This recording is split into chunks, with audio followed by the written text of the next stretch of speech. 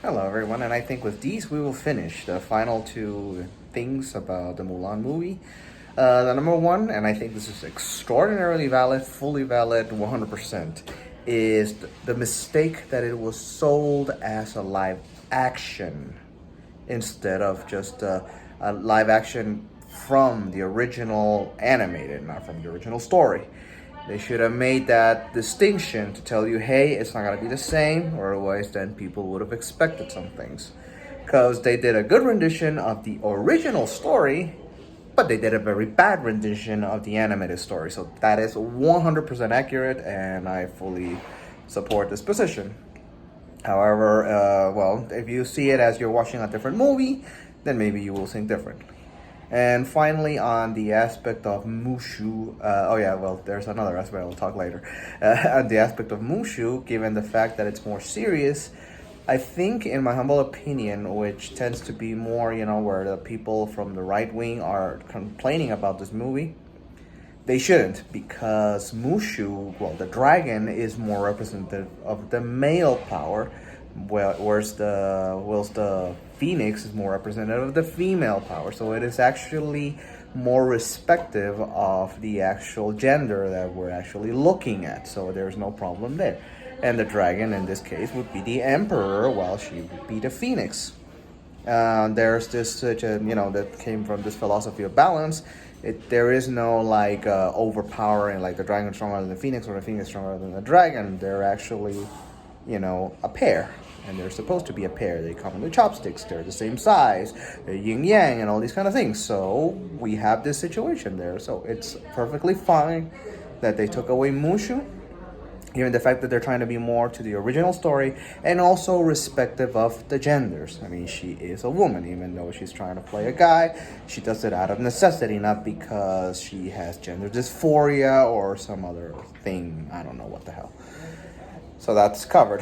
One thing I do say, and I always say that I wanted to hear, was dishonor on your cow. I will say, when the sergeant was giving dishonor and this, dishonor and that, he should have said dishonor on your cow. That thing should have been there. That's one complaint I do have, that they should have added that part of dishonor on your cow. Finally, the part of them being filmed in certain areas that they have problem with the Muslims over there. I mean, that's just location wise. You have to understand that these permits are given by the CCP. So it's not like, oh yeah, I'm gonna do it just to screw with the people who are being oppressed there. I mean, I don't think it was intentional. Because it wouldn't have worked, for example, the Gobi Desert. It wouldn't have worked. It had to be somewhere where there's steppe areas. So, when the Northern Armies invaded, it's actually a very historically accurate location. Think of it this way. You're filming a story of the Holocaust, and you do it where Auschwitz, is, in that same area. Why would you complain about, oh yeah, they killed Jews there? Yeah, that's kind of the point.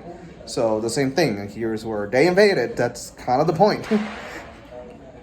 So I will take that away. I mean, the fact that some bad things are happening right now, which is reprehensible, doesn't take away from the fact that historically that was a location where these things happened. So, I mean, it's not, it in no way is stating that what is happening there now is okay.